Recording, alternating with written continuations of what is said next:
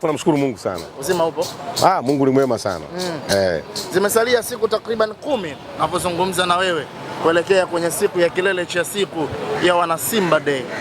Mna shauku kiasi gani ndani ya hizi siku 10 kuelekea kwenye siku yenu inawakutanisha wana Simba wote duniani? Na ninapozungumza itakuwa ni Arusha pale Ngorongoro. Ile tunaita sikukuu. Ni sikukuu ya Simba. Hapo Simba.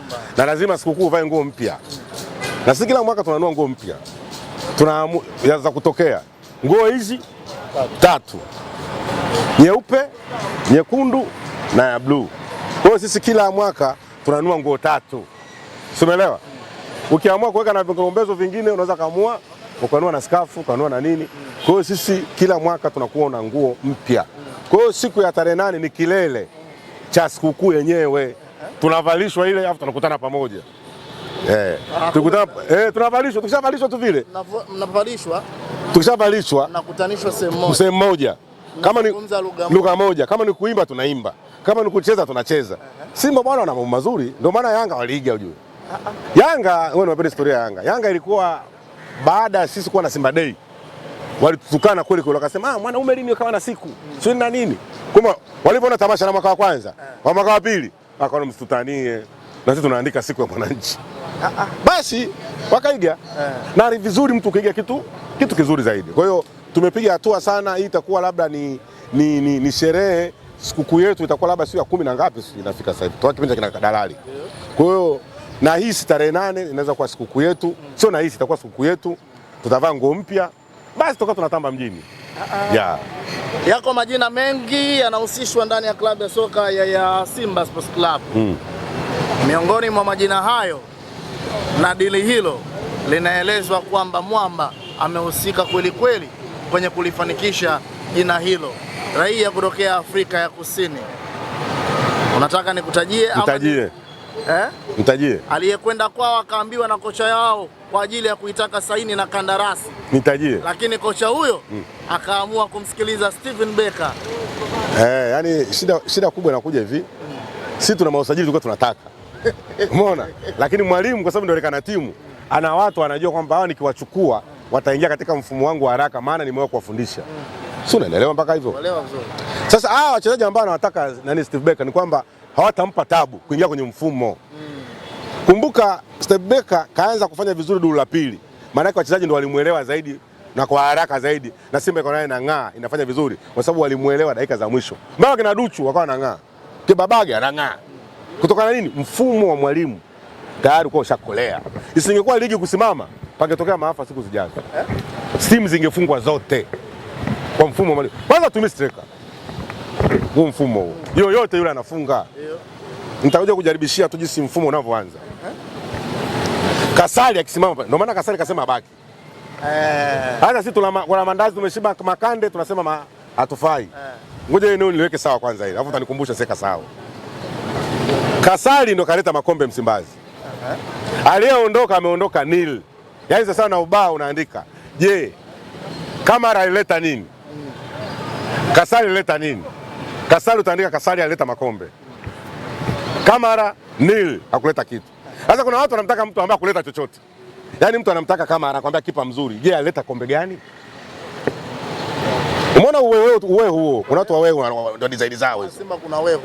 Mtu anakuambia eti anamtaka yule. Yule kaleta kombe gani? Kasali ndo kipa bora. Ndio maana kaleta makombe yote. Kwanza hajakubali kufungwa na Yanga Kasali. Kashafungwa bwana. Hii raundi ya pili. Kafungwa na Yanga goli mbili. Ugeni. Kafungwa na Yanga goli mbili. Hujanielewa, ulikuwa ni ugeni. Hii raundi ya pili Yanga ameshindwa kumfunga. Maana yake ni nini? Simba hii ambayo Kasali anasema golini. Wewe mfumo wa Beka ule. Umewasumbua mpaka Yanga Afrika mpaka dakika 10 Yanga la chuma mbili. Ule mfumo unaanza vipi? Kasali mpira huo hautoki mguuni ujue. Umeelewa? Lazima mpira upelekwe kwa Kibabage. Kibabage lazima arudishwe kwa Kasali. Kasali lazima mpeleke nani? Kibabage tena. Kibabage anarudisha hiyo mara ngapi? Ya pili. Baada hapo anachukua sasa yule beki sasa. Rushaini. Rushaini ashachukua pale. Anampelekea Kagoma, Kagoma anarudisha kwa Rushaini. Unajua anafundisha hapa unajua sasa. Rushaini yeye hapo muda huo Ribasa kashashuka. Anampeleka mashambulizi ya Simba. Libasi anachofanya yeye anampeleka katikati Chama. Sasa pale mbele watu wanakutana wako hivi. Unajua na diploma ya ukocha eh? Sielewa. Pale mbele wako hivi. Sasa Chama anachofanya yeye, Chama anaupitiliza. Kibisawala huyo hapa. Libasi huyo hapa. Oura hapa. Nani yote anafunga. Kwa hiyo hatuna shida striker. Kutokana na mfumo wa nani? Wa mwalimu. Ndio maana bwana Sele anaingia kipindi cha pili na akiingia anapata na goli.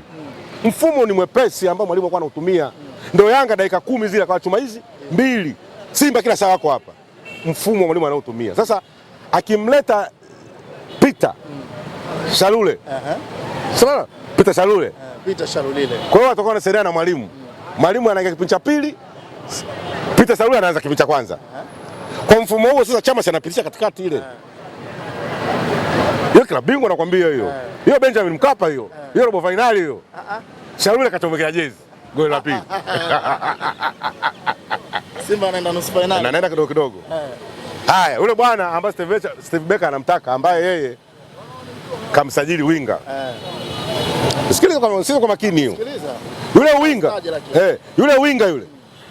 Ni kwamba akichoka Libase moto hauzimiki. Ngoma inaendelea vile vile. Muda huo striker hapo saizi ni mwalimu. Sele. Hapo mtu Yanga shakula 3 kipindi cha kwanza, mwalimu anaingia afu huyu winga huku ndo anakimbiza upande huu huku. Bwana unanielewa au naongea peke yangu? Unaelewa vizuri eh? Na nyinyi mnaniangalia mnaelewa? Sio mnaniangalia tu kwenye comment mnaelewa ninachozungumza? Mnanielewa vizuri ndio Simba ijayo hiyo. 3 Simba kinachofanyika muda huo yule bwana yule wa kule. Yule Mzanzibari? Anaingia sana troti. Yule Mzanzibari. Unaona kazi. Simba Sports na yule wa kwao yule fullback. Nisikilize kwanza. Yule fullback hayupo. Yule bwana Mzanzibari ana troti. Unaona bwana. Uliza. Huku watu wanamwagika. Pumzishe Chama. Pumzishe Chama. Mwalimu anaamua Chama apande afu arudi hapa namba 8. Ngoma kama inaanza upya hiyo. Ndio Simba ambayo tunategemea kuchukua ubingwa wa Afrika mwaka kesho kutokana na mfumo mwalimu ambaye anaenda nao. Leo nimezungumza kiutaalamu na hata yule ambaye haelewagi na yule ambaye anajifanya anajua kuongea lakini hajui. Leo nimezungumza kiutaalamu waelewe kwamba ndio Simba ijayo. Nimetoka kwa Simba iliyopo na Simba ambayo ijayo. Simba ambayo inaokuja. Vipi hizi taarifa kuhusiana na fullback wao ambaye pia ziko taarifa zinasemekana ya kwamba viunga vya Msimbazi Sports Club huenda pale akadifiti vizuri, si mwingine Bakari Nondo Mwamnyeto.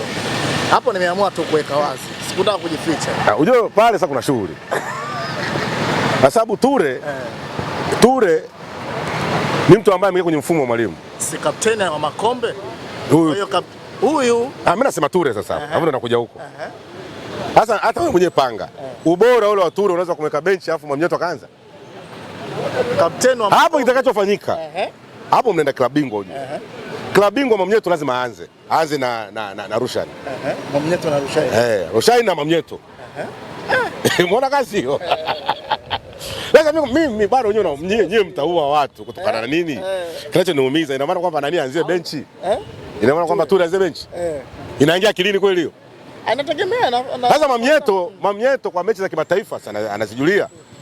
Kwa hiyo itabidi Mwamnyeto aanze, Ture aanzie benchi. Ndio bishani utakapokuja hapo. Kwa Mwamnyeto anza, alafu Ture utaingia labda kipindi cha pili. Sasa Mwamnyeto kwenye magoli ya kichwa atatusaidia.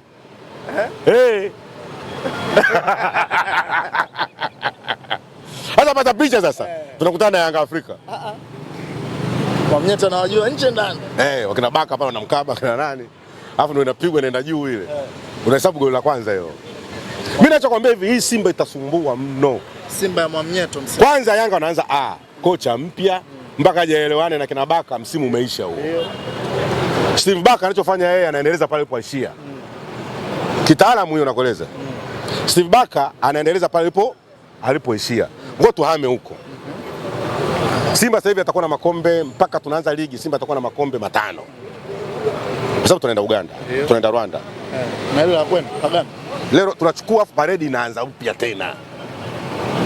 Simba na jambo dogo.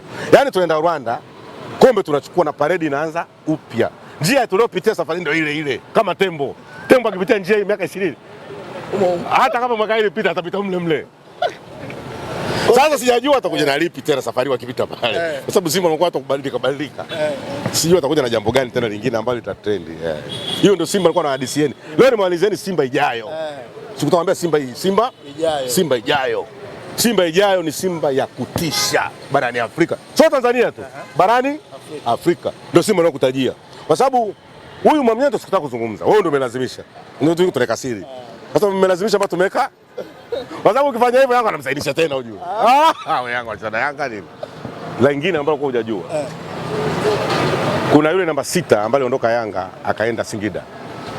Namba 6 aliondoka Yanga akaenda Singida. Nimeshamaliza kodi nayo. Sio unaelewa mpaka hivyo? Si yule Mganda yule. Sija nahisi ndio huyo. Watu wanapishana tena kama inawezekana. Arudi huko.